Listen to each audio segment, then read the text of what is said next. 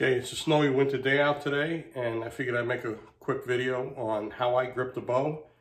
Different styles, how you grip the bow for Olympic, for a compound, for a bow not cut past center, like a long bow, or a recurve that's not cut past center. And I'm also going to discuss how I release with back tension, and how I release what I call static. And people will say, well, there's no such thing as static. You always get some movement. Yes, you do get some movement. But that's how I shoot, and I shoot incredible that way. So I figured I'd discuss these things with you. Follow along. If it applies to you or you think it works, fine. If it don't apply, and you have a better way of holding the bow, releasing the arrow, use it, okay? But this is the basic information that everybody's teaching. Okay, when you grip a bow, here's your hand, palm of your hand. Here's that meaty pad. Okay, if you hold it out like this, and this is the throat of the grip, okay, and you close your hand around like that, okay, that is how you are supposed to hold the bow, okay, like that, okay. And I tell kids a lot of times, when we used to teach them, that if you go to the corner of the wall and you hold your hand out like that, and put the corner along the meaty part, all right? And if you're not over, you see this piece here? Sometimes the string hits their arm. If you grab it properly, this meaty part is out of the way. If you go like this, see the meat? If you hold it out of the way, it goes out of the way, see? Clearance, okay? So that's how you grip it. And then when you grip the bow, I didn't dig out the Olympic bow, but this will work. You see, when you grip the bow, okay, put a little pressure on there. See how it's on the meaty part? Okay, you see the angle of my knuckles, okay? That's how you're supposed to hold it. So it's right there, you're putting pressure on that pad and you're not torquing it. The best thing I tell people is, if you're gonna shoot with a loose grip like this, use a finger sling, okay? Same thing with a compound.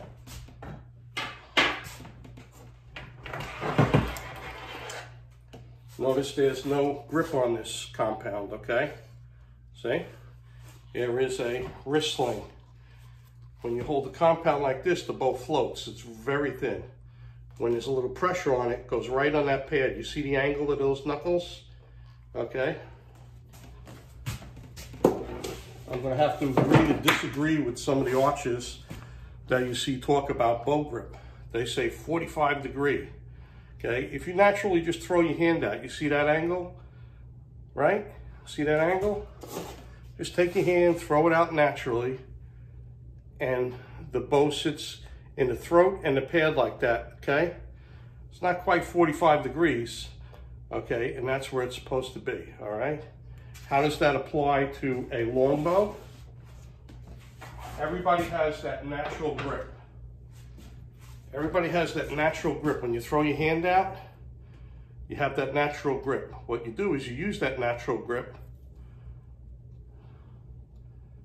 See how I'm holding a bow in my hand? You see that angle? Okay, you draw back and you lean into it, okay? That natural setup, see, like that.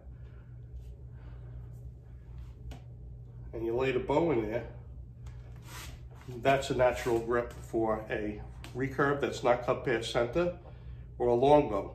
If you shot a longbow, most longbows like this, the arrows would travel, for a right-handed shooter, way to the left. You'd have to put a sinker on the front of the arrow to get the spine weak enough, and it would be too weak to move over to the right. For a left-handed, it would be the opposite, but same effect. So in order to move the arrow over, the impact, if you shot straight, they were to the left, and you used your natural cant, okay, bent down, leaned into it a little bit, okay, what would happen is it would move the impact over, and you'd start hitting where you're looking. Then you could fine tune with the point. And there's other ways to do it too, but you want to give it half a chance of getting over. Okay, this is my 7 Lakes longbow. I did move this over a little bit to make it a little bit more center shot. But when you hold the bow with a natural cant, okay, see the natural angle of the bow?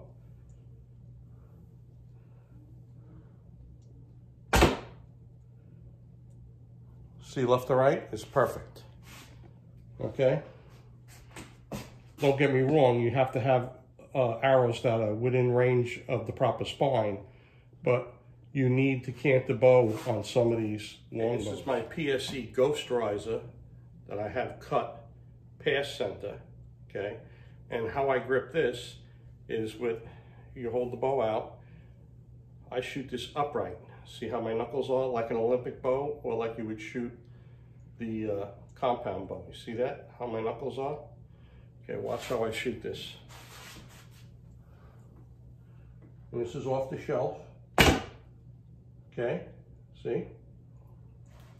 Okay. Okay, I'm gonna hyperextend my bow arm, but I'm so close, I don't think you'll actually see it track to the left. I think it's pretty gonna be straight on, but I'll show you what I mean, okay? Even though my shoulder's down, I'm gonna draw back, touch anchor, and I'm pushing so hard. Well, you can see it a little bit. You see where the dot is on the bottom? You see it went to the left? And there's a recoil effect. It shoots over, okay? But when I shoot another one now, without hyperextending it, okay? Just gonna put up the natural cant. See how I grip the bow? It's upright, because this is cut past center, okay? But you see that natural cant, see my knuckles? That comes into play with a long bow. Watch, I'm just gonna put it out there, draw. Okay, that one went to the right a little bit. It's so close, you can't tell. All right, but that's the basic idea. You don't wanna hyperextend your arm. You just wanna put it out there, draw, be comfortable, and release, okay? We're gonna talk about releasing with back tension and static release too. Okay, I'm gonna try and explain back tension.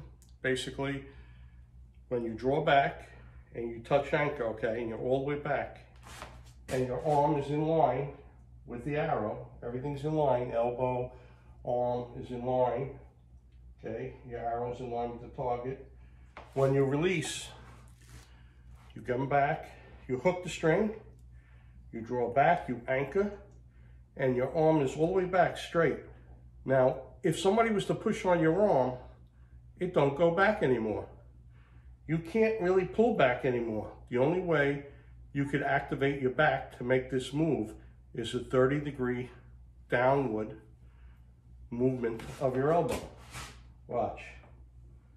It's like a yawn. See that? Squeezing your back muscles together. Watch. See? Otherwise, you can't pull, it don't go. It just don't go. You have to pull back, squeezing your back muscles, and you see that angle, that 30-degree angle, that's back tension. So I'm gonna take a shot with the longbow. We're not gonna worry where the arrow is. I'm just gonna show you back tension and non-back tension, okay? Okay, I'm using that natural grip I talked about. The longbow's on a little angle, see that? If I stick my arm out, okay? Holding the bow down range, it is on a little angle. 3 under, okay? My feet are and shoulder width apart. I'm a little 45 to the target because I want to practice like this so my arm don't hit a hunting coat or a jacket. Okay, when I draw back, I'm going to touch my anchor, which is 3 under, middle finger to the corner of my mouth. And when I execute the back tension, it's going to be a loose grip. I suggest that anybody uses back tension and loose grip, that you really use a finger sling so the bow could float and do whatever it wants. Okay, but watch how, and I don't go all the way back to my shoulder. Number one, I have disc damage, but you'll see my hand come back when I use back tension. Okay, watch.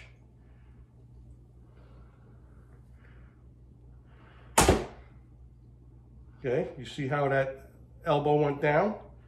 Okay, and you see the angle of the bow? Okay, now we're going to do a static release. We'll go get that 500 spine arrow, which, by the way, shot pretty well.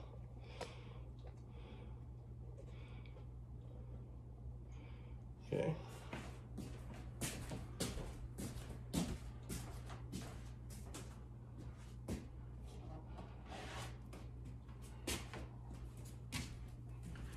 Pretty good shot.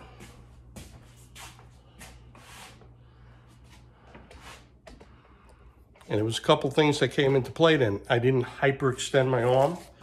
I just kind of put it out there, came back, touched anchor, okay? And when I was ready, I squeezed my shoulders to expand and execute the shot, okay? They say that word expand. A lot of people, what are they talking about? You anchor and expand. Well, basically what it is once you're back, right? And I told you can't go back anymore. You can only have that 30-degree angle down. Is when you squeeze your back, you're stretching your chest just like a yawn. That's expanding, okay? You're squeezing your back, expanding your chest, and that's activating that release, okay? So now this is my static release. This is how I shoot. I hold the bow a little firm. That natural can't. I hold it firm, okay? I want to be a shooting machine the way I shoot. I want the front bow and my hand to be in the same place when I'm done. Okay, watch. See, when I'm done shooting, my hand is still against my face. You know, when the kids used to watch me shoot, every once in a while I go like this. They say, what did you do that for? To program my brain that I plucked, that came off my face. I don't do that anymore, but way back when I did occasionally. Okay. And once again, you know, it's very accurate.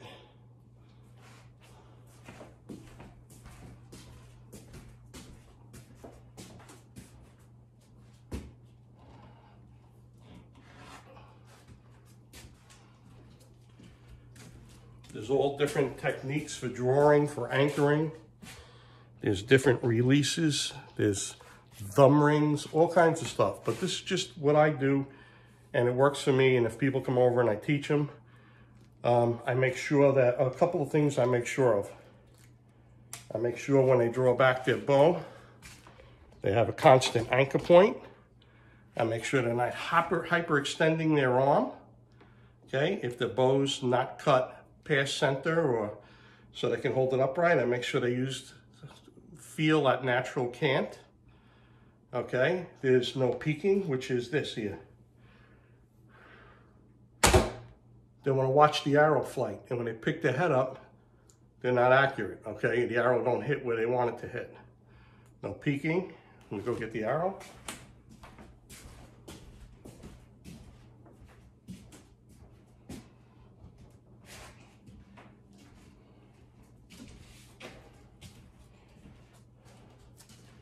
No plucking, which is coming off your face, and how you maintain that nice release without coming off your face is you maintain pressure with your release hand against your face. If you watch the Olympic archers, when they release with back tension, they slide their hand along their jaw backwards, and you could actually see their face ripple from the pressure they maintain.